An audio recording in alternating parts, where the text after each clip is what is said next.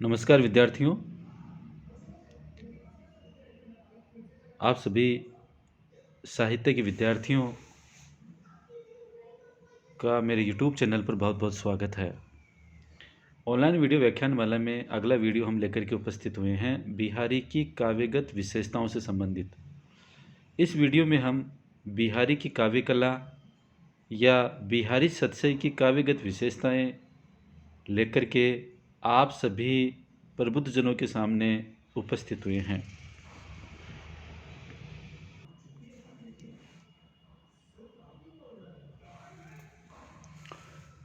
बिहारी की काव्य कला या बिहारी की काव्यगत विशेषताएं।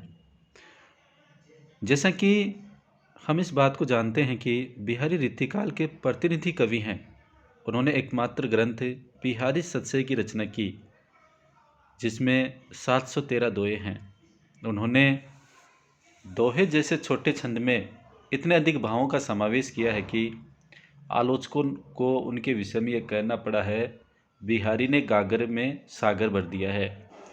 उनकी सतसई के बारे में यह उक्ति प्राय कही जाती है, सतसैया के दोहरे जो नावक के तीर, देखने में छोटे लगे घाव करे गंभीर।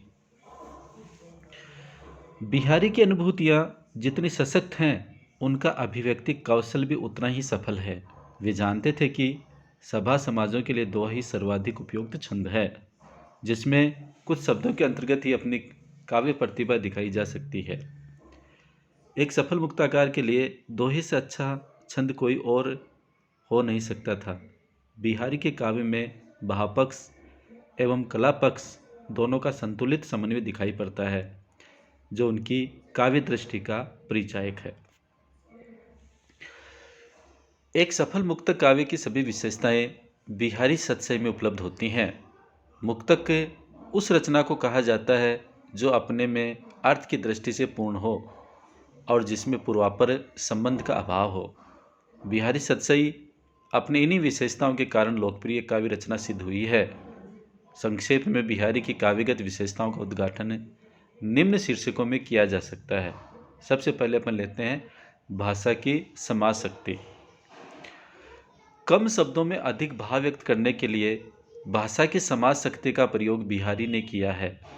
बड़े बड़े प्रसंगों को भी दोहे की दो पंक्तियों में समाविष्ट कर देने में उन्हें सफलता मिली है। गुरुजनों से भरी सभा में नायक नायिका किस प्रकार आंखों के संकेत से ही वार्तालाप कर लेते हैं, इसका चित्रण निम्न दोहे में वे करते हैं। कहत नटत रीजत खीजत मिलत खिलत लजियात, भरे भवन में करत है नैनन ही सुसंवाद। दूसरी विशेषता है कल्पना की समाहर शक्ति।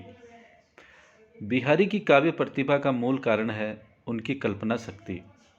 दूर की सूझ को कल्पना के बल पर अपने दोहों में साकार करने के लिए यह शक्ति विरले कवियों में दिखाई पड़ती है। इसी से उनके काव्य में सरसता, मधुरता एवं चमत्कार आ गया है। युवावस्था और नदी में समानता खोजकर उन्होंने उसे एक ही दोहे में समाविष्ट कर दिया है। एक भीजे चहले परे बूढ़े बहे हजार, किते न अवगन जग करे वे ने चढ़ती बार। तीसरी विशेषता है चमत्कार प्रदर्शन। बिहारी ने अपने युग के अनुरूप ही कविता में चमत्कार प्रदर्शन की प्रवृत्ति का परिचय भी दिया है। श्लेष यमक का चमत्कार उनके अनेक दोहों में देखा जा सकता है। यथा निम्न दोहे में कनक शब्द का दो बार प्रयोग अलग अलग अर्थों में करते हुए सुंदर यमक का विधान उनके द्वारा किया गया है।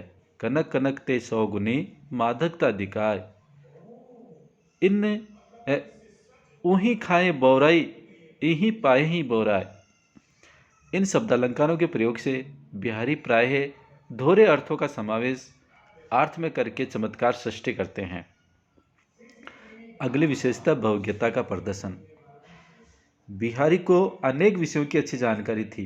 ज्योतिष, गणित, आयुर्वेद, इतिहास, पुराण आदि का ज्ञान उन्हें था, क्योंकि उन्होंने अपने दोहों में इन विषयों का प्रयोग किया है।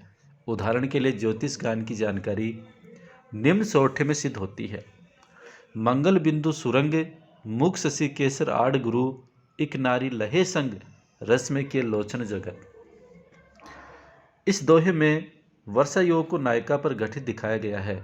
नायिका चंद्रमुखी है, मस्तक पर लगी लाल बिंदी ही मंगल ग्रह है और केसर का पीला तिलक ही बृहस्पति है। इस प्रकार एक ही स्त्री में इन तीनों गुणों को एक साथ पाकर प्रेम रूपी जल की वर्षा का विधान नित्य रूपी संसार में कर दिया है। श्रृंगार रस की प्रधानता, अगली विशेषता। बिहारी सतसई मूलतः श्रृंगार रस से ओतप्रोत काव्य ग्रंथ है। श्रृंगार के दोनों ही पक्ष, संयोग और वियोग इसमें समाविष्ट किए गए हैं। उन्होंने नायिका के अंग प्रत्यंग के सौंदर्य का समरस चित्रण तो किया ही है, साथ ही नायक नायिका की प्रेम क्रीड़ाओं, हाव भाव को भी विशद चित्रण किया है। राधा कृष्ण की यह क्रीड़ा कितनी आकर्षक है। बतरस लालच लाल की मूली धरी लुकाय, सोह करे बहुनो हंसे देन कहे नटी जाए। अगली विशेषता है प्रकृति चित्रण। बिहारी ने प्रकृति का आलंबन रूप में चित्रण करके अनेक मार्मिक दोहे लिखे हैं, जिनमें प्रकृति का साकार चित्र उपस्थित हो जाता है। गर्मी की ऋतु का यह वर्णन देखिए। कहलाने एकत बसत अहि मयूर मृग बाग, जगत तपोवन सो किए दीर्घ दाग निधाग। गर्मी की प्रचंडता से व्याकुल होकर सर्प और मोर, हिरन और बाघ एक स्थान पर बैठे हैं। लगता है इस भयंकर ग्रीष्म ऋतु ने संसार को तपोवन के समान राग द्वेष से रहित कर दिया है। अगली विशेषता है सरस प्रसंगों का वर्णन। बिहारी ने जीवन के सरस प्रसंगों का अनायास ही अत्यंत सुंदर वर्णन कर दिया है, जिससे प्रत्येक व्यक्ति आनंदित हो सकता है।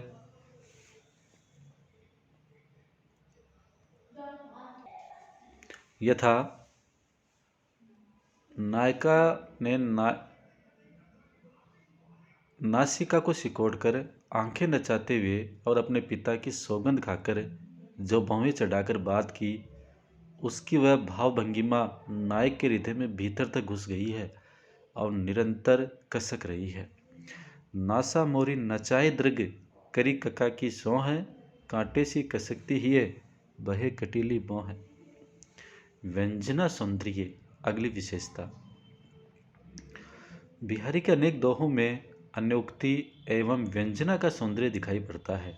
उदाहरण के लिए निम्न दोहे को लिया जा सकता है, जिसमें सामान्य अर्थ तो भौरे और कली से संबंधित है, किंतु दूसरा व्यंग्यार्थ राजा जयसिंह से संबंधित है। नहीं पराग नहीं मधु मधु, नहीं विकास ए ही काल, अली कली ही सो बिंध्यो, आगे कौन हवाल। सरस प्रसंगों का वर्णन। बिहारी ने जीवन के सरस प्रसंगों का वर्णन अत्यंत सुंदर ढंग से किया है। उनके दोहों को पढ़कर प्रत्येक व्यक्ति आनंदित होता है। ऐसा ही एक दृश्य देखिए। मैं मिसा सौम्यो समझी, मुँह चुम्यो ढिंग जाई, हंस्यो खिसानी गले गयो, रही गरे लपटाई। नायक नींद का बहाना किए लेटा था। नायिका ने उसे सोता जानकर उसका मुख चूम लिया कि तभी नायक हंस पड़ा और लज्जित नायिका नायक के गले से लिपट गई। अगली विशेषता वियोग वर्णन। बिहारी ने संयोग श्रृंगार के साथ साथ वियोग श्रृंगार का भी बड़ा ही सुंदर चित्रण अपनी सतसई में किया है। वियोग की अतिशयता के कुछ चित्र देखिए।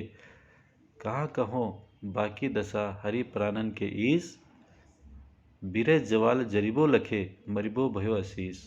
सखी नायक श्री कृष्ण से नायिका की विरह दशा का वर्णन करते हुए कहती है कि हे प्राणेश, तुम्हारी विरह ज्वाला में जलती हुई उस नायिका की मर्मांतक दशा किसी ने देखी नहीं जाती। अब तो मरना उसके लिए आशीष बन गया है। विरह ताप की अतिशयता, अगली विशेषता है। नायिका विरह ताप में इतनी जल रही है कि गुलाब जल उसके शरीर का स्पर्श भी नहीं कर पाता और बीच में ही भाप बनकर उड़ जाता है। औंधाई शीशे सुलखी विरह बरनी बिल्लात, बिछी सूखी गुलाबों को छींटो हुई न गात। बिहारी की इन अति उक्तियों के कारण ही आचार्य रामचंद्र शुक्ल ने यह टिप्पणी की है कि बिहारी का विरह वर्णन मजाक की हद तक पहुंच गया है। बिहारी श्रृंगार के रस सिद्ध कवि हैं। उनका श्रृंगार वर्णन अत्यंत मनोरम एवं आकर्षक है। नक्श चित्रण, हाव, अनुभाव, योग एवं योग वर्णन की दृष्टि से वे श्रृंगार वर्णन करने वाले कवियों में सर्वोपरि कहे जा सकते हैं। अगली विशेषता है हाव, अनुभाव, चित्रण। नायिका की श्रृंगारिक चेष्टाएं जो जानबूझकर की जाती हैं हाव कहलाती हैं। विलास नामक हाव का चित्र निम्न दोहे में है। भाव ऊंचे, आंचल उल्टी, मोरी मोरी मुँह मोरी, नीठी भीतर गई, डीठी डीठी सो जोरी। नायिका बड़ी चतुराई से भौहें ऊंची कर, आंचल को उलटकर तथा मुख मोड़कर बड़े प्रेम से नायक की दृष्टि से अपनी दृष्टि मिलाकर भीतर चली गई। उपयुक्त विवेचन के आधार पर यह कहना अधिक तर्कसंगत होगा कि बिहारी उच्च कोटि के कवि हैं। वे एक सफल मुक्तकार एवं श्रृंगार के रससिद्ध कवि हैं तथा रीतिकाल के प्रतिनिधि कवि कहे जा सकते हैं। उनकी कविता में यद्यपि श्रृंगार रस की प्रधानता है तथापि उसमें भक्ति एवं नीति का भी समावेश किया गया है। बिहारी का कला पक्ष भी अत्यंत सशक्त है। उन्होंने साफ सुथरी ब्रज भाषा का प्रयोग किया है तथा उनके प्रत्येक दोहे में कोई न कोई अलंकार अवश्य है। छंद की दृष्टि से उन्होंने अधिकतर दोहा लिखा है किंतु कुछ सोरठे भी लिखे हैं। अनुप्रास, यमक, उत्प्रेक्षा, विरोधाभास, उपमा, रूपक, विभावना आदि सभी अलंकार बिहारी के दोहों में उपलब्ध हो जाते हैं। अपनी इन्हीं विशेषताओं के कारण बिहारी रीतिकाल के सर्वाधिक लोकप्रिय कवि सिद्ध हुए।